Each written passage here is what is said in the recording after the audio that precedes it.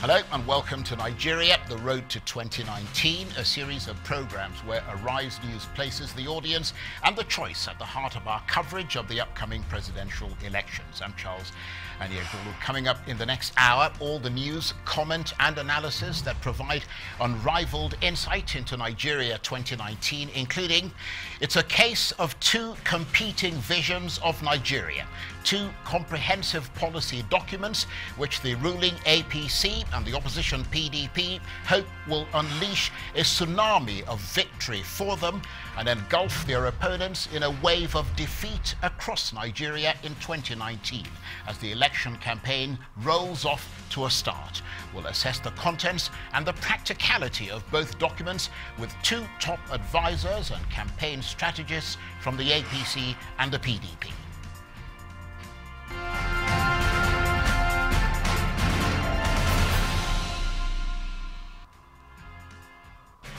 Now, it's a campaign that for both President Muhammadu Buhari of the APC and the PDP presidential candidate Atiku Abubarkar appears to be policy heavy and will perhaps not be limited to just the broad strokes carnival of ideas and dancing that we're used to seeing in Nigerian elections. Both policy documents released by the APC and the PDP have lots of pages outlining policy positions, plus additional fact sheets for every proposal, offering solutions and improvements on hot-button issues like unemployment, economic opportunities, infrastructure development, human capital growth and expansion, poverty eradication, and security enhancement. There are also plans for further privatization of state assets. On the face of it, both seem like well-informed, well-thought-through documents that wrestle with a large number of issues and policy proposals. But how realistic are the solutions they offer, and which campaign promises best define their bid for the presidency? Well, in a moment, we'll assess the contents and the practicality of both documents with two top advisors and campaign strategists from the APC and the PDP.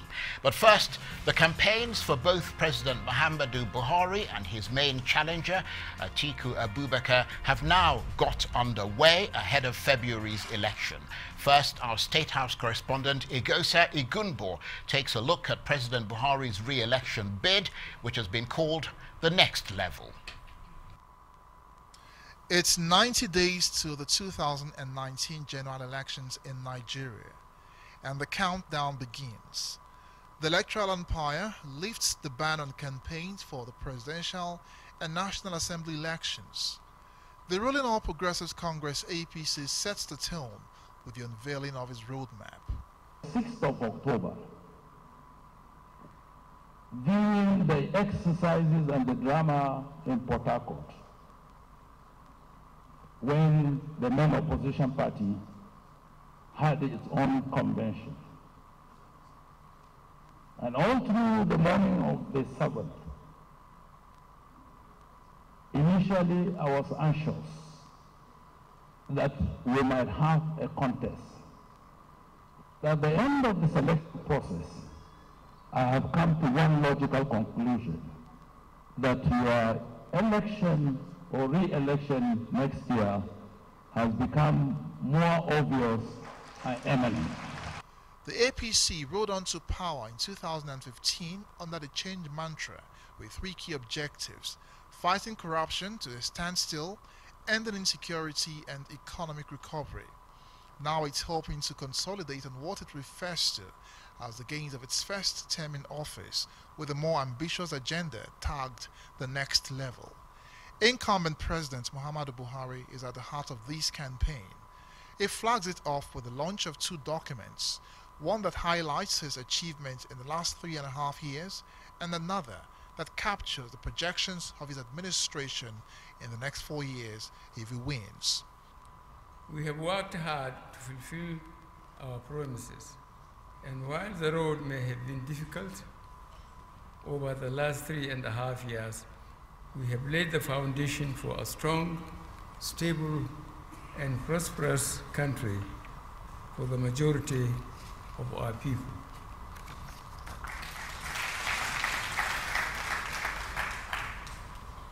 Foundational work is not often visible, neither is it glamorous, but it is vital to achieving the kind of country we desire. Judging by the depths of decay, deterioration, and despair that Nigeria has sunk into, we are certain that these past few years have put us in good stead to press on the next level of building an even stronger nation for our people. The administration boasts of investing heavily on human and infrastructure development with the execution of 365 road projects across the 36 states of the Federation, housing projects in 24 states, improved power generation, completion of abandoned rail networks, the introduction of social safety nets, reviving the quality of education and healthcare, fighting corruption and recovery of looted funds, and efficient management of resources. With much fewer resources and within a shorter time, the Buhari government is currently executing 365 road projects simultaneously in 36 states. And there is no state in the country where at least not one road project is being executed. But in order to dimension our progress, out of those 365 roads, 244 of them were awarded and commenced in 2001. But work had stopped on them by 2015 due to lack of funding. The remaining 121 roads that make up that 365 were awarded only in the last 3 years of this government. We met Itape, Warri Rail Line. Itape Warri Rail Line has been in existence for 34 years, uncompleted. 34 years. It would have been the first standard gauge line in Africa. It would have been if it was completed. Based on the president's instruction, I did a memo. I thought we would borrow money from China. He refused. Said we should use our internal funds to fund Itape Warri.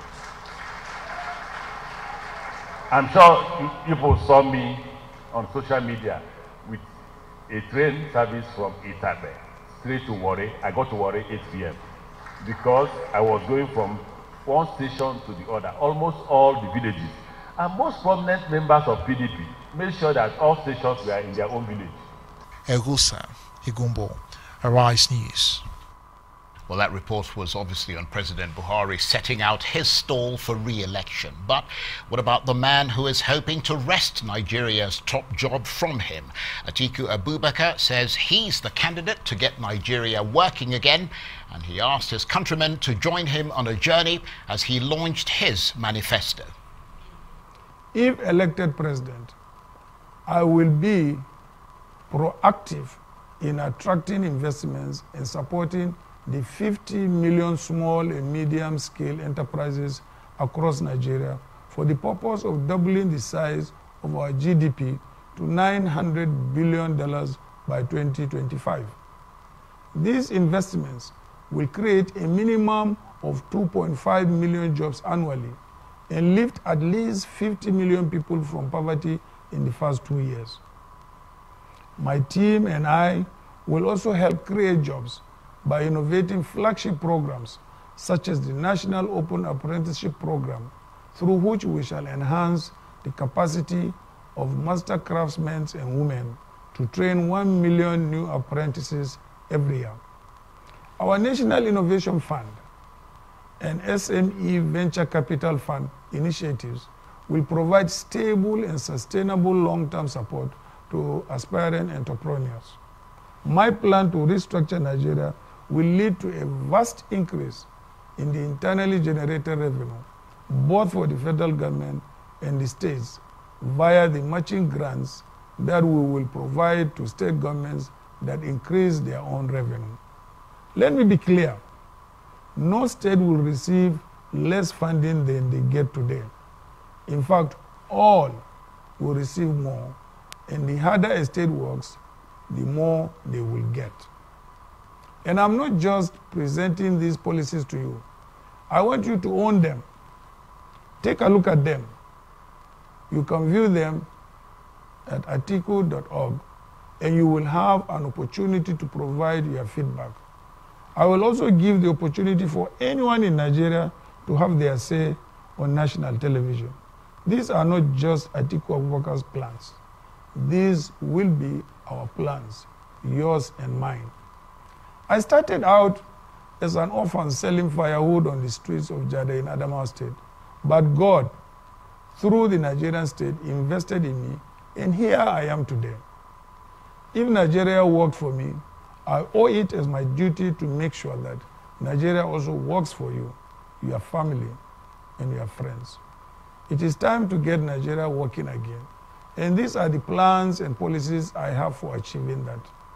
I appeal to you to join me on this journey towards a better life for all Nigerians. Thank you for watching and listening. May God bless you, and may God bless the Federal Republic of Nigeria. That's Atiku Abubakar, the presidential candidate of the opposition PDP, launching his campaign manifesto. Well, to help us dig through the APC's and the PDP's rather hefty policy documents and campaign platforms, I'm joined now in the studio by Honorable Farouk Adamu Aliyu, who is a former minority leader of the House of Representatives under the APC, and who's also the leader of the Nigeria Ambassadors Consolidation Network, the support group that purchased the 2019 presidential nomination form for President Buhari. Also with me, the former aviation minister, road safety chief, governorship aspirant in Anambra State, and now PDP strategist and advisor chief, Osita Chidoka. Thank you very much indeed to both of you for coming in and for your patience there. But I'll start with you, Mr. Chidoka. Briefly, what are the key points in that policy document released by Atiku Abubakar and the PDP, I think yesterday, but then launched today? Thank you very much. First of all, I want to say that this is a new dimension in Nigerian politics when the two candidates launched their campaign on policy issues. I mean, this is really a step forward that the APC and the PDP came out on the same day without any rallies, without dancing and singing, but discussing policy. And for the PDP, this is a policy document to get Nigeria working again. And underlying this policy document is, first of all, a realization of the fact that Nigeria at this point in time is underperforming as a state. The underperformance of Nigeria as a state, the enhancement, or rather the burgeoning gap about the structural fault lines in Nigeria. We've had so many things going wrong in Nigeria, but these fault lines have widened in the last 3 years. The country is greatly divided. The country has had more people dying from internal crisis than we had during the Civil War over the last 3 years. For the first time in Nigeria, our unity is under threat. We talk of separatist movements across the country, especially in the southeast, the Boko Haram in the northeast. And we're feeling that PDP is offering Nigeria another opportunity for us to heal Nigeria, for us to bring back what Nigeria was famous for. Nigeria was known as the country that after 3 years of a very strong internecine war, the Civil War. By 1970, the country moved on. Everybody returned back to where they left. The country, by 1979, an Igbo man was the vice president of the Federal Republic of Nigeria. So it is a country that has a short memory of hate, a country that has overcome obstacles. June 12th looked like a break of mass situation in Nigeria. But we came together and had a consensus and had two Yoruba candidates running for presidency in 1999, had General Obasanjo winning that election and PDP coming to power. So I believe that what Nigeria needs to do now is to unify Nigeria. That's what Atiku is offering. He wants to unify Nigeria again. He wants to secure Nigeria, and he wants to create prosperity. Now, you cannot have economic growth, you can have infrastructural growth without dealing with the underlying feelings of marginalization, of division. And this is critical to building a nation. So I think that the policy document that he brought out today is all-encompassing. It starts with the philosophical underpinnings of governance, of unity, the concept of unity, the concept of securing the Nigerian state, and then, of course, creating the necessary prosperity. Now, I think that if you look at what the APC did today, another policy document, that policy document, was a wish list. Contrary to what the PDP has done, this was a programmatic paper talking about what they have done and what they will do. Now, underlying this is there is no coherent philosophical framework for governance. We don't know whether this government is a free market economy government, or is it a statist approach to governance. And I'm not saying any model is wrong or right, but we need to know the philosophical underpinnings of this government. Well, in fairness to the APC, there's never really been that kind of ideological divide in Nigerian politics. I mean, let's face it, the APC derives from the PDP and the PDP derives from the APC. But let me move this on, and thank you very much for that introductory statement, and speak to Honorable Farouk Adamu Aliyu. Thank you very much indeed for your patience.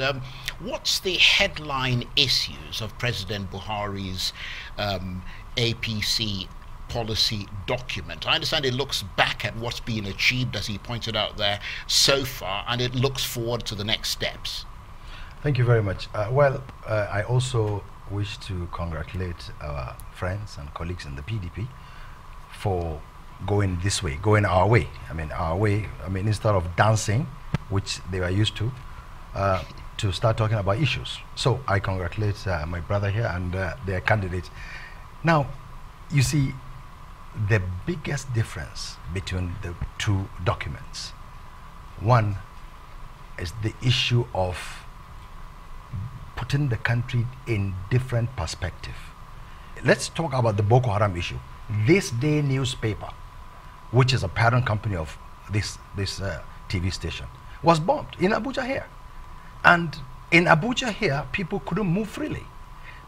We had 70 local governments that were under Boko Haram. It was in this country that the PDP government led, their members to fleece on the funds of our collective money, to share money. Instead of buying arms and ammunition for our military men, no, it was shared. Everybody is seeing that. So this kind of thing. And then about division also, when he said Southeast and so on. Look, President Buhari, when he came in as a candidate back in 2003, in trying to unify the country, went to the Southeast to pick a running mate. When he came back again in 2007, he also picked an Igbo man, just to make sure we are one and the same. And when we said moving to the next level, we're talking about consolidation. Mr. President spoke about foundation. Now, we met a country that, was under recession that time. Nothing was working exactly because the people in this country were divided more that time because of religion. Now, thank God, there are two herdsmen contesting. Buhari is a herdsman, Atiku is a herdsman. They are both Muslims. So that major issue in this country that could bring division amongst us is gone. I pray one day, someday in this country, we'll have all Christians also contesting, so that there will be unity amongst us. Because look, leadership has got nothing to do with tribe, religion, or ethnicity. But who exactly can deliver? Now, you heard what Fashola said. When we came in, there were 365 roads awarded in 2001, when Atiku was vice president. By 2015, 244 of them were abandoned because of lack of money, according to them.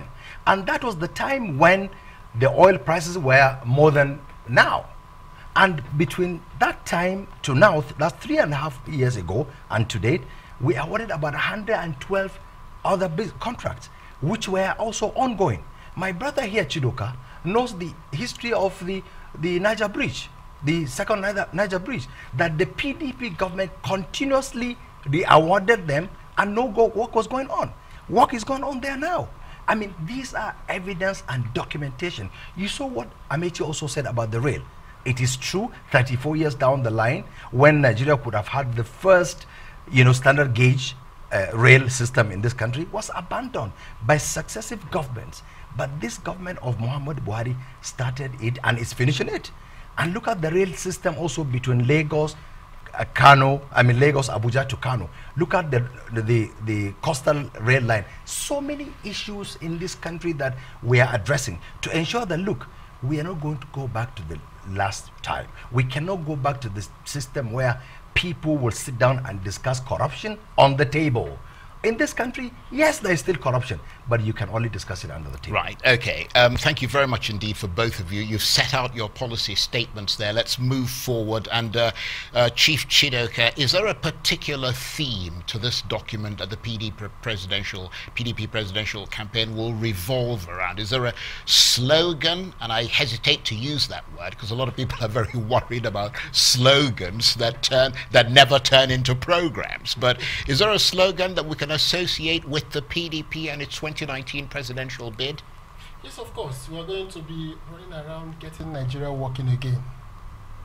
And you see, the challenge we have in Nigeria is a challenge of memory lapse.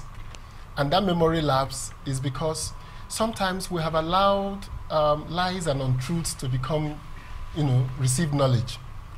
The first part of it is that in my discussion, we are talking about the policy document of what will happen to Nigeria in the next 4 years. Now, the APC has all that they have to do to talk about is what happened in 16 years. But I'll give you an example. The second Niger bridge had one of the most innovative funding mechanisms the country has come about. And that was what? Using the Nigerian Sovereign Wealth Fund, set up by the PDP, asking Nigerians to save for the future. The profligate government of PDP that they talk about set up a National Sovereign Wealth Fund. And in that Sovereign Wealth Fund, we said the federal government is going to make a deposit for the second Niger bridge, and you are going to attract private investments into the second Niger bridge. Now, this government came in, the federal government had put in almost close to 40 billion on that road. Phases 1 to 3 of the early works of the second Niger bridge was funded by the deposit made by the PDP government of Jonathan. Phase 4 was awarded last July, which is the 4th phase before the final contract. But to fund the final contract, this government came in and said they will probe the funding mechanism that the PDP had put in place and wasted 2 years of everybody's time. The foreign investors fled. The Nigerian Sovereign Wealth Fund stopped working. And guess what? They went back to the Nigerian Sovereign Wealth Fund. They went back to the NLNG and took 650 million naira off the dividends paid, and $650 million, and deposited with the Nigerian Sovereign Wealth Fund to say, we want you to construct the Lagos-Ibadan Express Road. We want you to do a power project and the second Niger bridge. And in doing that, what the government have done is that the federal government, the state government, and the local government all have shares in this money and will get back their money over time. Now, why am I pointing this out? This is what I call value destruction. The value we could have gotten from private sector funding that the PDP has constructed in 2014 and deposited money for it is what was wasted 3 years of our time, and we went back to a funding mechanism that took money from our national treasury. And not only did we take the money from our national treasury and deposited for this project, we are now saying that the federal government now owes the state. And now the key message is that our debt profile in Nigeria is now about 3.035 above what the Federal Fiscal Revenue Act says, the Fiscal Responsibility Act. It says we should not borrow more than 3% of our GDP. We're above the 3% of our GDP. So for people to say about the past, the excess crude account that everybody talk about today was created by the PDP. The revolution we had in GSM was created by the PDP.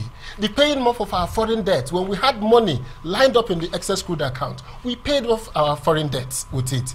Now, PDP has been a responsible government. Now, our challenges we had in the past, which led us to reassessing the PDP and bringing out a policy document now that drives at the heart of the issue. One of the things we are driving at is that fundamentally, when I talk about division, in 1999 we had a Christian ticket, both Olufalaye and Obasanjo contesting. By 2003, President Buhari came back to run against Obasanjo. That was the first division we had in the country, when the understanding was that we were going to maintain a Southwest candidate for 8 years. But he refused to accept the country's zoning formula. That was why the country didn't vote for him. In 2011, he refused to accept the country's zoning formula. When it was zoned between him and a Northerner, he lost to the Northerner, President Yar'Adua. So the important thing is that President Buhari's politics has been divisive.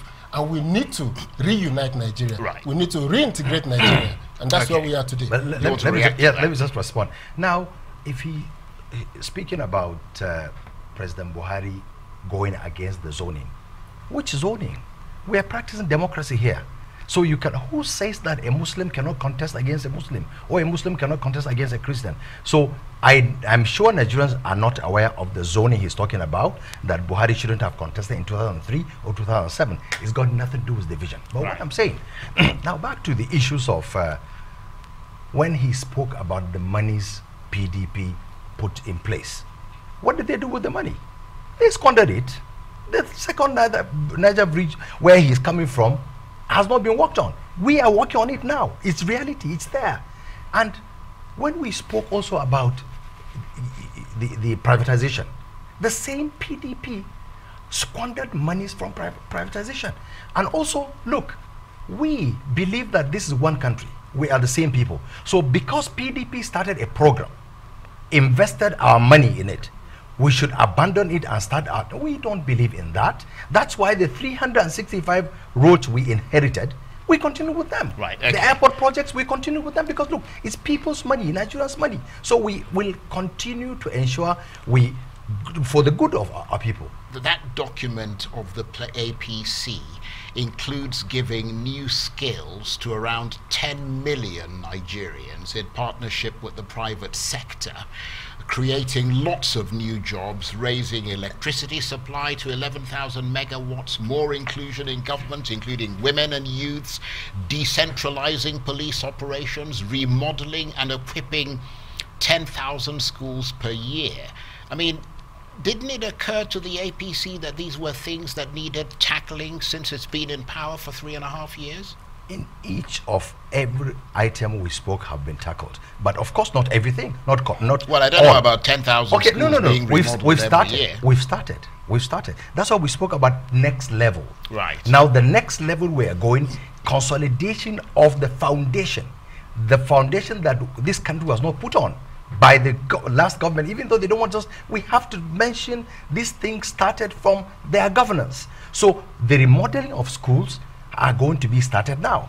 But look, this is also for the first time in this country that school feeding is introduced into the country, where in most part of the country you find out some people don't even go to school because they need to go to farm before they come and go to school.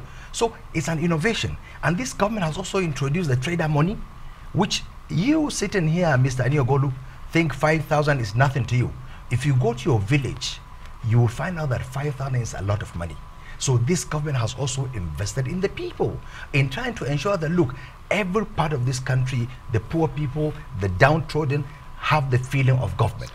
Chief Chidoka, in his policy document, Mr. Atiku is proposing a very big infrastructure plan that would include making huge investments in electricity and water, direct investments that would cost Nigeria billions of dollars. Yet the question has to be asked, and the APC surely will ask that question, what happened to the billions of dollars that were supposedly invested in electricity during the 8 years that Mr. Atiku was vice president to Olusegun Obasanjo under a PDP government?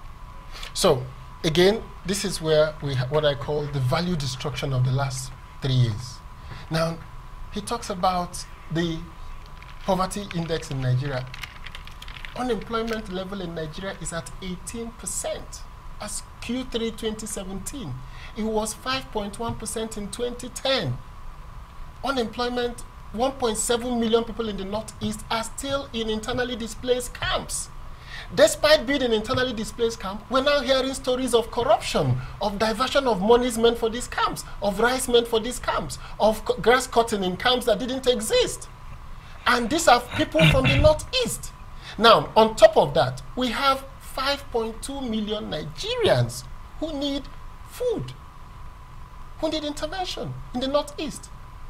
So now, if you look at all that indices, you will see that our plan to invest in infrastructure is hinged on, first of all, creating a competitive economic environment.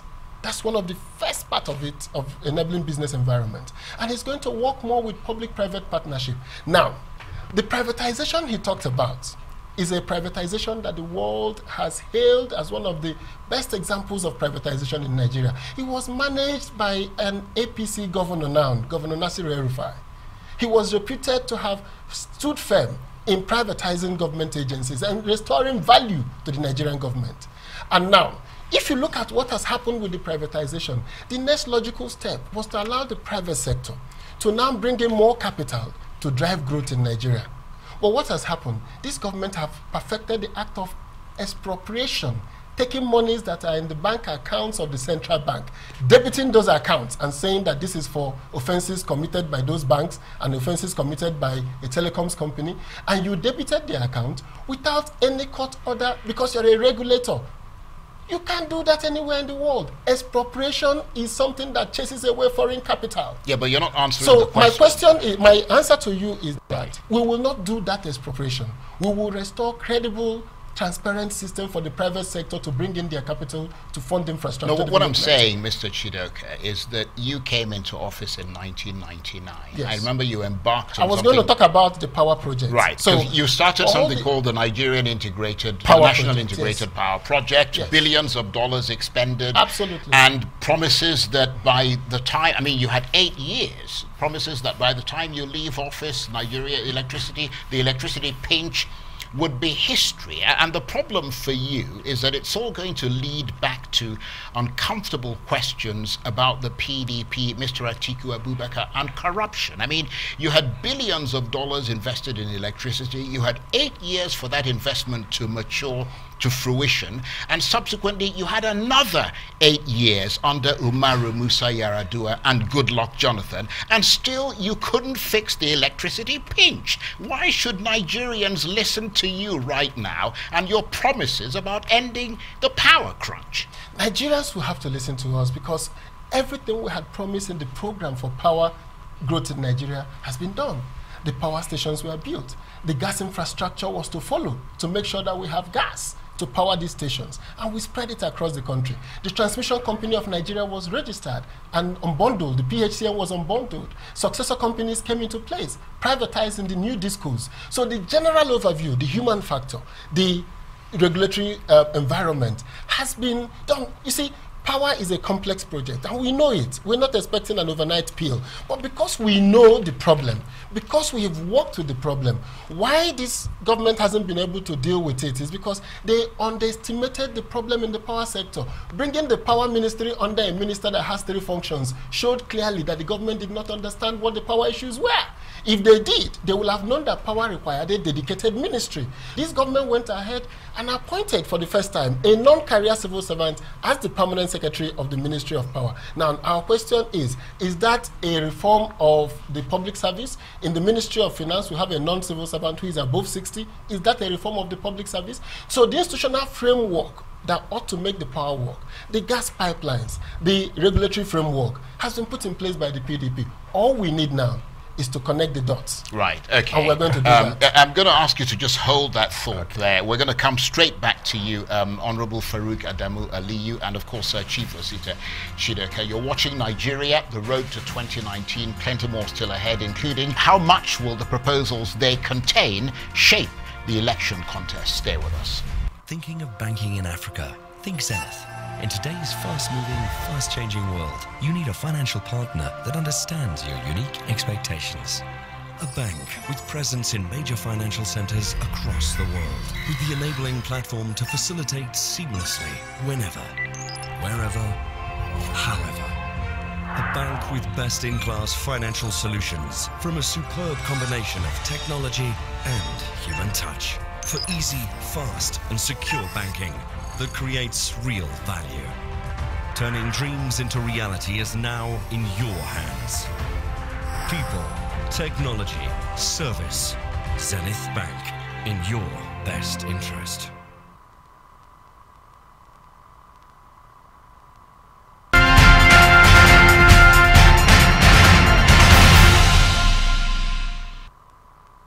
Welcome back to Nigeria, the road to 2019. I'm Charles Aniekolu. Now, as both President Muhammadu Buhari of the APC and the PDP presidential candidate Atiku Abubakar launched the policy documents that they say is a blueprint for restoring Nigeria's lost glory, we continue our critical examination of the policies they contain as Nigeria heads into the campaign season. With me in the studio, the former road safety chief, former aviation minister, governorship aspirant in Anambra State, and now PDP party strategist and advisor, Chief Osita Chidoka, and from the APC, Honorable Farouk Adamu Aliyu, who is a member of the House of Representatives and also leader of the Nigerian Ambassadors Consolidation Network, a Buhari support group. Thank you very much indeed for both of you, for staying with us. And I'm going to come straight to you, Honorable Farouk. Yeah, but before you come to me, right, I need to respond to my brother. Yeah, please go ahead. Just help him, because you asked about the $16 billion. Let me help to answer. The truth of the matter is the money is squandered. Period. And let me. Well, that's not entirely fair because can I just make not all of it? It's not entirely fair because I travelled through the whole of Nigeria. They built 11 new power stations. Thousands of substations, transmission lines. Do you know that in his state, Anambra State, part of the project that was awarded, the turbines were ordered before even a road. Remember, they brought in turbines that could not go to his place. That's true. I remember that. Exactly. So look, what are we talking about? They are obsolete. And as I speak to you today, in the wharf, there are still some equipment that were imported and they are now obsolete. So that's money. That's why I said squandered. These things, so that's one. Let me borrow from my principal, our president, of course. Where is the power? And that's the truth. The money was squandered. And privatization, when he spoke about privatization, yes, El-Rufai headed the privatization, but where is the money of the privatization? That's what we're talking about. He led the privatization, but we don't know where the money is. We don't have Air Nigeria or Nigeria Airways that they sold, so why didn't we have another one, or the National Shipping Line, and so many other companies. So I want my brother to understand that, look, they have failed, PDP failed. We came in 3.5 years. That's why I want people to understand that, look, the country was brought aground. We are trying to build it back. The IDP camps he spoke about, yes, the unemployment there, 1.5 million, yes, it's true, because the houses are being rebuilt now. So you cannot just ask them to just go back. So this is all as a result of the destruction of Boko Haram, which we are not saying PDP started Boko Haram, no, but it started during that time. They did something, but they didn't do enough. So I want my brother to understand that, look, I am telling you, we are building on a foundation, the foundation that wasn't there. So it's very difficult. They won't understand until after 4 years, when Buhari would have left in 2023. Then they will understand that, yes, it's true, the right choice has been done by the Nigerian people. I wonder if you want to make a sort of rebuttal to what he just said, especially regarding the $16 billion that was allegedly spent, even though, according to the figures from the finance ministry and all the rest of them, it was considerably less than the $16 billion that are being bandied around. Okay, 1 billion. Let's say 1 billion. $16 billion is phantom money. And this government has a penchant for throwing figures at issues figures that are not correct. 16 billion is phantom money. The reality is that if you go around the power projects in the country, if you go around the power projects in the NIPP, the infrastructure that has been put in place, the monies that were appropriated for the NIPP under the Obasanjo and the Yar'Adua time, I think before Obasanjo left, only about $3 billion had been spent. The subsequent expenditures that happened under Yar'Adua and then under President Jonathan doesn't equal to 16 billion. It is economic illiteracy. APC has consistently, when they were in opposition, had this penchant for throwing figures at problems and also announcing fake numbers. And these fake numbers is the reason why in 2019, after the years in office, the government is saying they want to create a fairer and more equitable system in the government. And my question is, fairer and more equitable? In 16 years in office, in 3.5 years in office, you violated the federal character principle. No government in the history of Nigeria has been this divisive. In appointment, in appointing the commanding heights of our economy, in appointing the commanding heights of the government decision-making process. The president wakes up every morning and is surrounded by people from one ethnic group in taking decision, from his Inspector General of Police, DGSSS, National Security Advisor, DGNIA, his Chief of Staff, his Secretary to Government, his Principal Secretary. Everybody around him are people from one side of the country. So this divisiveness is what is at the root of making it difficult for Nigerians to come together and solve problems. I don't have an issue with what has happened is that PDP created the infrastructure that made it possible for APC to win an election. If we continued the way the APC is behaving in power, this is the highest time in the history of Nigeria that vote buying has become the norm in an election. Despite President Buhari losing elections 3 times and coming to power thinking that he will reform the electoral process, what we see is increased vote buying, unbelievable and unprecedented corruption in our electoral system. This is the first time we're hearing of elections not being concluded. So it is important in the country as we go forward that every government in question must come with solid record of performance. President Jonathan can wear his badge of honor that he created a system that made it possible for an opposition party to win an election in Nigeria. More so, this is the first time in the history of Nigeria that a president has appointed a member of his own ethnic group as the head of INEC. It has never happened before in Nigeria. Let me respond to the issue of when he said the president has appointed people from his ethnic group. Now listen, that's the beauty of democracy. Is it working or is it not working? Now the people of this country will decide whether there is improvement in their lives and security or not. So the people will vote whether, yes, we think Buhari is not doing right or wrong. So that's the for the nepotism he spoke about. Now, no, but does he have a point? No. Never mind whether or not the people vote, because before we actually get to that point, the president is appointed to serve all Nigerians, not some Nigerians. Yes. Does he have a point that there is a preponderance of people in his government and in his inner circle from a particular part of the country? I don't know what you mean by inner cycle, honestly. We are the inner cycle. Well, the people he talked about, I'm not in government. I don't work for government. Right. So if you say inner cycle, I mean, I'm not part of the government. So if anybody says that he deals with, I mean, we've been together from when he started. So no, that aside. But look, if you talk about the security system, I remember when the former DGSSS was moved, and another one was put from his ethnic group. The noise that people made has got nothing to do with can that person do the work or not. And if the person can do the work, the people will see, the people will judge. So let the voters decide. But I assure you, no law has been broken by what the president has done. Right. And we still come back to the 16 billion. Dimeji Bankole, the former speaker, was a PDP member who presided over these investigations. And it was found that it was $16 billion that was missing. But that's not even the point. The point is, look, do we have the power? No. And what we are trying to do now is to ensure that the monies that are appropriated for any project are ensured to have been put in the project so that the people of this country can have the dividend. Right. Well, let's just assess what you've done since you actually came into power in respect of electricity. Because the problem, and I know this because I went across Nigeria, I went to the Niger Delta and all the places where they built a lot of those things. The PDP's idea was to situate a lot of those power stations near the source of the gas. Yes. The only problem that was missing was the actual pipelines that would take the gas to the power stations.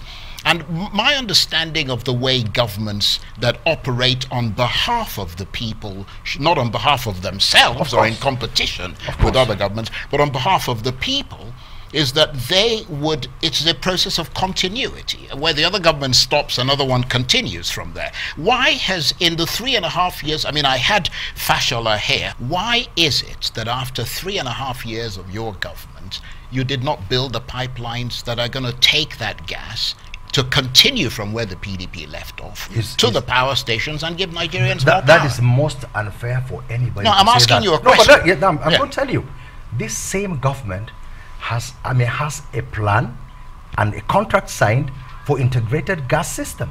Recently, there's AKK, Abuja, Kaduna, Kano, gas line project that has been approved and is ongoing. And then integrated gas system projects are ongoing now as I speak to you. And nobody in this country can accuse us of not continuing with what PDP have started. No, what did you say the pipelines were being built? Yes. All over the country. Now, even no, you said an integrated system, yes, right? As I speak to you now, there is a project called AKK, right? From Ajakuta, Abuja, Kaduna, Kano. Now, as I speak to you, yeah, but why are pipelines being built to gas pipelines going to? I mean, the power stations are in the in the Niger Delta. They are being connected as I speak to you. The NGC is doing that project as I speak to you now, and it's ongoing, and it's to continue with the AKK to link that other one. So we are doing it, right? And I'm telling you, in every project that they started and abandoned, we are continuing with them. This government cannot be accused of not continuing. Okay. With Well, let's talk about something else that was brought up earlier. Some of the plans that I've seen in your policy document sound massively expensive. I mean, it's not just you, also the PDP's plan. Both cases terribly expensive. Things like funding education hugely, growing electricity and other infrastructure like rail, and of course creating millions of jobs at a time when your government, the Buhari government, is being criticized for doubling Nigeria's debt burden in just 3 years. How are you going to fund those proposals? Well, you could see that we are funding them through judicious use of resources.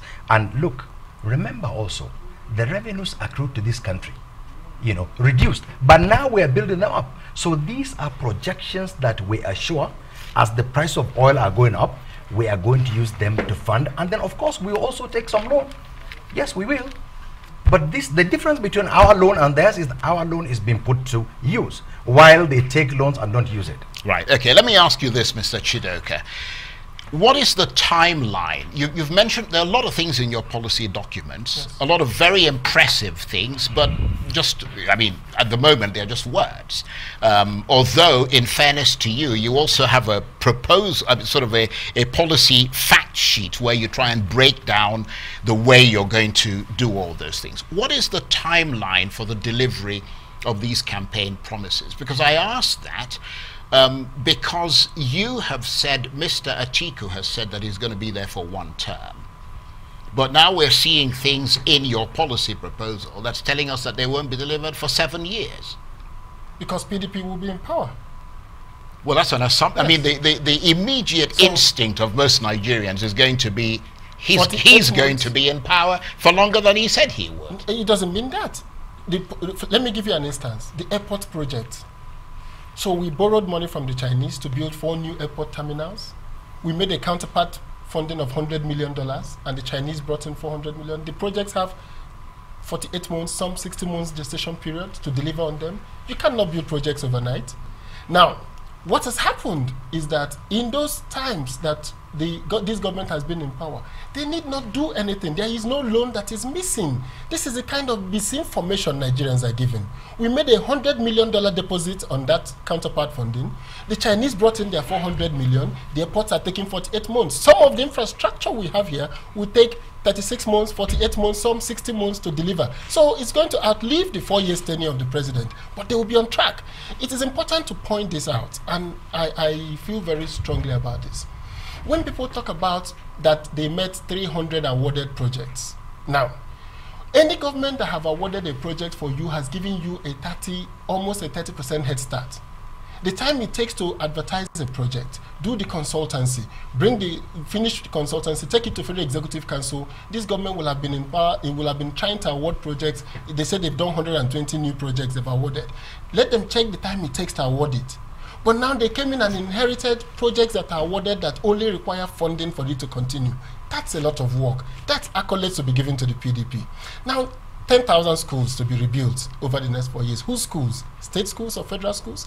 The truth of the matter is that under the watch of this government, 4 students died at the Queen's College, Lagos, of cholera. Cholera is a disease that nobody talks about today in the world. 4 students died of cholera.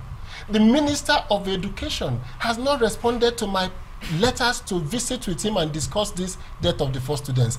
Did not visit the family of these 4 students. And of course, cholera comes about as a result of poor sanitation, lack of water, right, and overcrowding. Now, those 4 children that died in Queen's College, and my children were in Queen's College at that time. I had 2 daughters in Queen's College.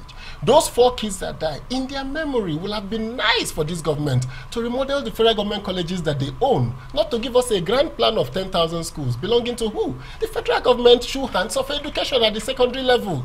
They should work with the states to make sure that education is properly funded. And talking about a grand plan, Honorable Farouk, the observation beyond what he's saying seems to be that just listening to Mr. Buhari's presentation yesterday and skimming through the policy document, quite a few analysts have suggested that, like in 2015, it is very vague on policy and very big on promises. I mean, in 2015, you promised to create 3 million jobs, I think, per year, but we've never saw the plan of how that was going to be created. There was talk of equalizing the value of the naira with the dollar, etc. Far from achieving those things, unemployment and poverty have deepened since you took over. Yeah, but it still brings us back to the recession we met. You remember this country fell into recession when we came. And you remember also when we came, what was the price of oil? $100, $140, it came as low as $35. And these things add up. So these are the issues, these are the problems why we said 3 million, we couldn't give 3 million because we didn't have enough money at that time. But you could see things are building up now. The monies are coming in, revenues, and then judicious spending. That's the most important thing. Judicious spending of resources, which this government is pensioned on doing to ensure that, look, if you have 10 naira, you make sure that 10 naira where it goes. Let me also congratulate him for starting the TSA. I mean, their government started TSA, but they did not have the willpower to continue with it. This government came and look, as of today, if you want to know how much money do we have, you know, from your system, you can know. And where did the money go? Where is it going? You will know. So these are things that we do different from what they're doing. The problem, of course, Mr. Chief Chidoka, is that in spite of all these things, and you make a very strong, very sort of interesting argument, in spite of all that, the measure that the Nigerian people can use to see, as he correctly pointed out, where the PDP stands and where the APC stands is with elections. And the APC continues to win virtually every election held so far since 2015. I mean, most recently it won 3 by-elections in Bauchi, Kwara and Katsina, and you only managed 1 in Cross River State. I mean, how do you account for that? You account for that because of the destruction of the electoral process that was put in place by the PDP.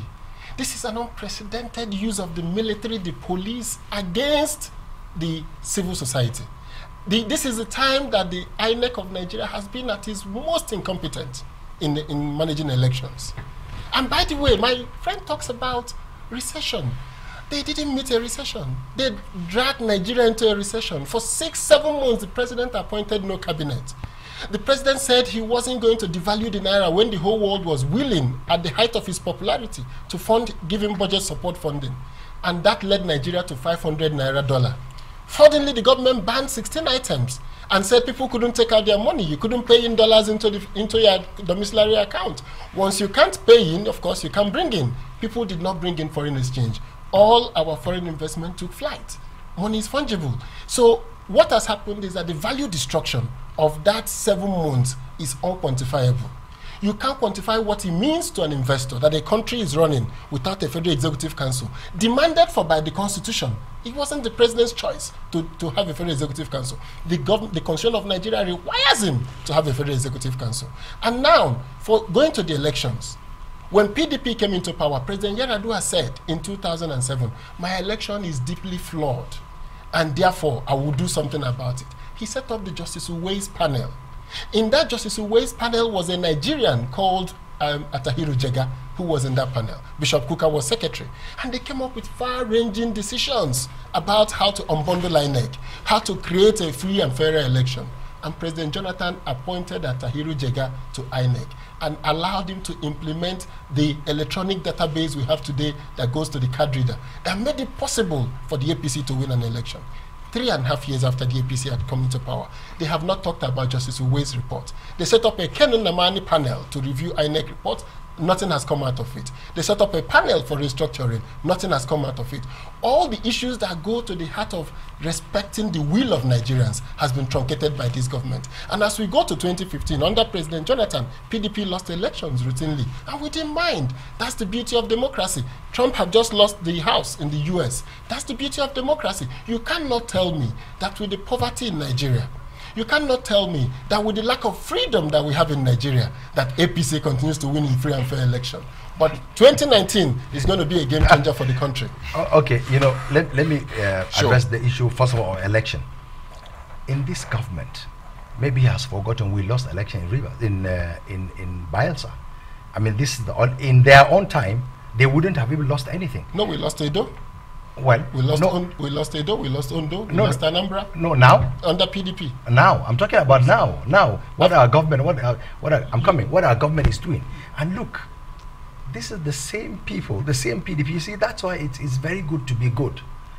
This is the same PDP that were complaining about election. To us in APC, we think the chairman of INEC is working with them, because how dare chairman of INEC in the PDP days, even the Jega, would have said certain states that PDP cannot fill candidates. We have the chairman of INEC who's saying APC, he did not have to say what he said when he said it. Came out to say APC does not have a candidate in Sokoto, well, PDP in Sokoto, or APC in Zamfara, and so on. So to us, the INEC as presently constituted by us is working for them. And also, when he spoke about how this government, it's like penchant for lies, about forgetting about history, and I am surprised and shocked at these comments coming from a member of PDP who is speaking about restructuring. Restructuring, it's, anybody speaking about restructuring, they are just playing to gallery. If you want to restructure this country, go to the National Assembly. So don't come and lie to people that you will restructure just because you want certain part of the country to believe in you. Right. Okay. We will restructure, but we will structure based on the laws. Let the members of National Assembly or anybody bring a private member's bill so that this country can be restructured. I know we're virtually at the end of our time now, so what I would like to ask you as a final word from you, Honorable Farouk Adamu Aliyu, how are you going to work your campaign to make it more successful? Will it be more money, better tactics, better communication with the public? What will bring you victory? Well, what will bring us victory is consistency and continuity. Also preaching peace and unity. And I also, let me beg and appeal to my colleagues, both in APC and PDP. Look, we have one country. We are the same people. There are extremely good, reasonable people in PDP, responsible people, just like in APC. And Mr. President has consistently said Nigerians should be allowed to vote whoever. So look, as one people, one country, we will keep preaching to the people that, look, we are not enemies. Myself and Chidoka are not enemies. I'm a Fulani man, he's an Igbo man. But look, we first of all need to have a country. We need to have Nigeria first. We at the level of elites are the problem of this country. I and Chidoka are friends. But down the ladder, the masses don't see us the same. So I call on all of us that we should watch our tongue and ensure we don't say anything that will bring about breakdown of law and order in the country, and may the best amongst us win for Nigeria. That's a very good point. And just your final word there, Chief Osita Chidoka. Well, the first thing is that, like I said, I'm happy that we're having these policy conversations, and meaning that Nigerians are going to get value for their votes. They'll be sure that the 2015 fraud of a wish list that brought APC to power has unraveled, because they've left Nigerians poorer, they've left Nigeria the capital of poverty in the world, they've left Nigeria hungrier. The good part of it is this, that Nigerians have an opportunity to say how they feel.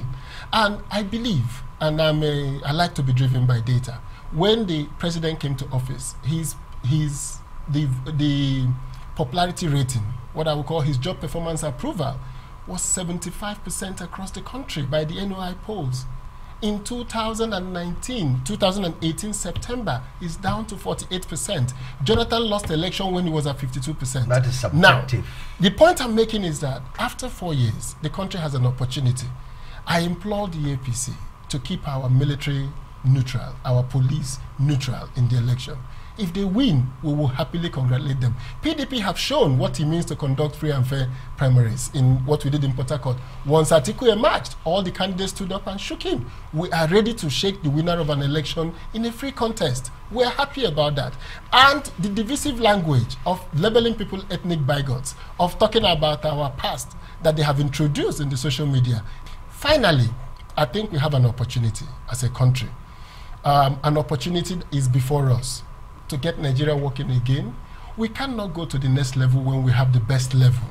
Atiku represents the best level, and Nigeria should definitely go to the best level. Okay, on that note, I want to say thank you very much indeed to Chief Osita Chidoka, former aviation minister, former road safety chief, former governorship aspirant in Anambra State, and now PDP party strategist and advisor, and of course to Honorable Farouk Adamu Aliyu, who is a former minority leader of the House of Representatives under the APC, and who is also the leader of the Nigerian Ambassadors Consolidation Network, the support group that purchased the 2019 presidential nomination form for President Buhari. Thank you very much indeed to both of you.